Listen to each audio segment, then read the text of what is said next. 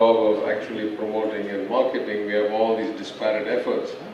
And ironically, all these disparate efforts in actual execution have only one place for promotion, which is this one-stop shop called guidance, which leads to enormous delays and inefficiencies. The Additional Chief Secretary and I were just talking today about how many people complain of delays in getting attention and traction when they try to go through the single windows, like forcing, a lot of material through the eye of a needle. So there are a lot of things we haven't done that fantastically well, and because of that, most of the growth in this sector in Tamil Nadu has happened purely for the human capital and the infrastructure without actually much government support. In fact, as I've said on the floor of the Assembly, the allocation of funding for subsidies or support payments in the sector is minuscule compared to what a Karnataka or a Telangana, where we compete with, actually allocates. Because they have come independent of us, we don't have the data. We don't know who all are here, we don't know what all they do, and we need people like CII or other research efforts to put it all together. But in spite of all these limitations, here we are, both as a state and in particular as Madurai. What we have achieved is remarkable. You have seen some of the stories on the video. I want to talk about HCL, Tirumurugan's entity, which started here with a few hundred people 6 years ago, 7 years ago, 8 years ago, and is now at between 6,000 and 7,000 people. So that's the kind of talent that's available here and the ability to scale. I'll also talk about Honeywell. I don't know if anybody's here from Honeywell, but I went to one of their events with some of their management from around the world, and they were so complimentary about the quality of the work being done here, and said that, the sustainability initiatives that they have undertaken, this is the center for the entire world for a company as old and amazing and broad as Honeywell, that they have found the talent and the infrastructure here, human capital here to build. The same way my friend Vimal of Pinnacle, the amount of work he's doing around the world, and in less than 2 years, up to about 1,500 people, on his way to doubling or tripling that in the next 2-3 years. So, we have what it takes, at least in terms of the people and the extent of support that we give. We can actually ramp this up quite a lot. In many surveys, Madurai ranks in the top 20 or 25 most attractive destinations for information technology and this sector. But I think we can do a lot better. So some of the efforts we're working on, just to give you a view.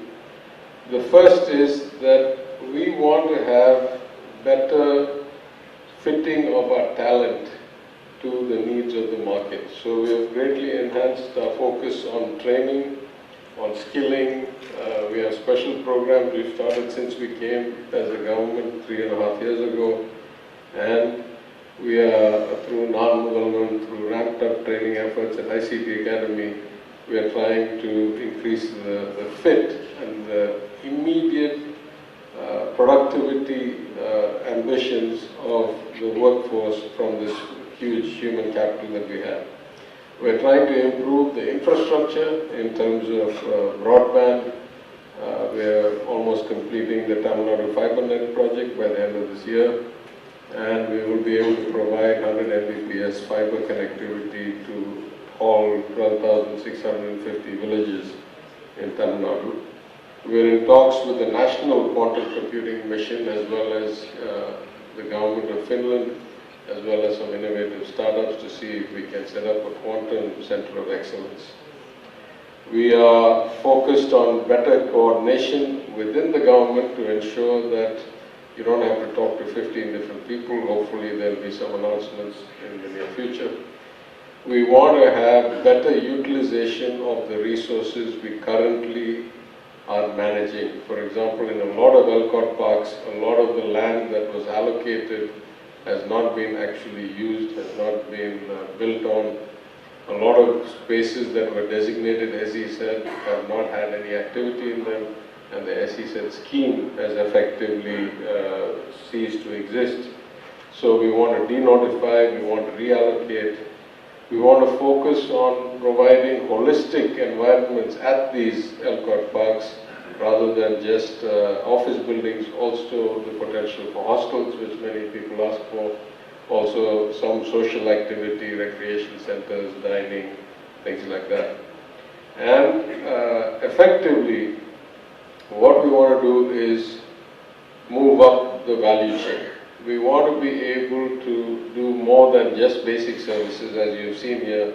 In Madurai, world-class, high-end engineering design, product development, execution happens. We want to do more and more of that. The example of our electronics growth of 78% year over year is in fact a function of a great window of opportunity that has opened up. I'll come back to that in a minute. So, in order to do this, I think what we need is to work closer together. People like CII, the department or the government, the colleges, my good friends who have signed up here today, better utilization of resources, better coordination, better support. DRDO, the Director General is here. In many countries, as you may know, the defense research organizations have been at the heart of innovation. I remember my days when I first went to the United States in 1987. The only people who had email, only people in the world who had email, was the Defense Advanced Research Projects Administration of the United States. Nobody else had email.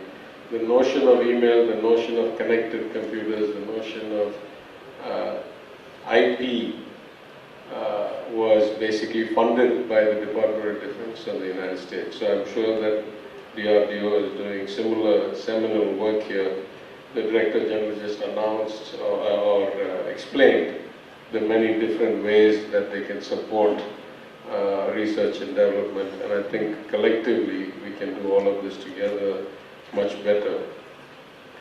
I think I will echo what the Additional Chief Secretary said about marketing. I, for one, don't know how to market what I don't believe in. So one of the reasons I asked for all this information is for us to first understand what is it that we really, what story do we have to tell? We don't want to tell a kind of lower level story than we can. And so I hope that once we have this information that shows the kind of world-class projects, companies, efforts, teams, products that are coming out of here, then we want to greatly ramp up our marketing. By good fortune, regularly we get invited. Now we've been invited to GITEX, the big tech fest in Dubai, the Singapore FinTech Festival, a few others. I've already attended Viva Tech in Paris. We now have, if we have a good story to tell, we are being invited everywhere to tell that story. And that I want to conclude my speech with that fact. The fact is that we have this tremendous window of opportunity.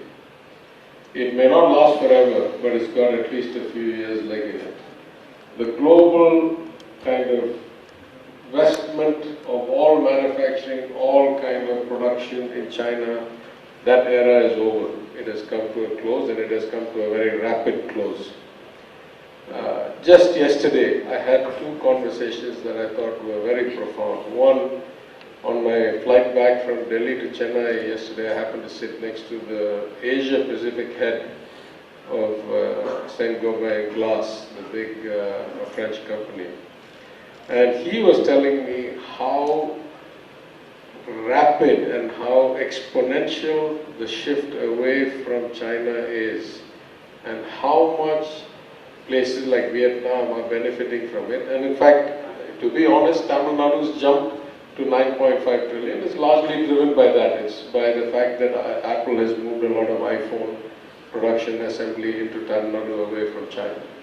So this is just the tip of the iceberg. There is going to be, for the next 3, 4, 5 years, of course with competition from places like Thailand and Vietnam and other places, but there's going to be such a demand to move not just manufacturing, but embedded technology, design, chips, all of it away from China, that it is going to be unprecedented. We will never have seen this kind of demand before.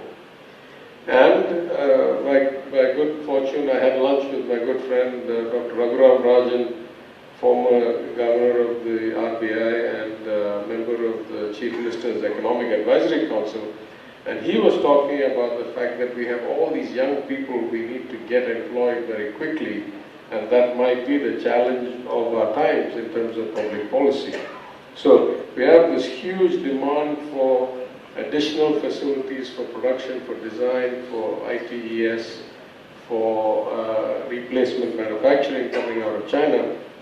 And we have all these young people who are reaching productive age, millions and millions of them, that we need to get employed. So both for India and for Tamil Nadu and for Madurai, this is a period of opportunity like no other.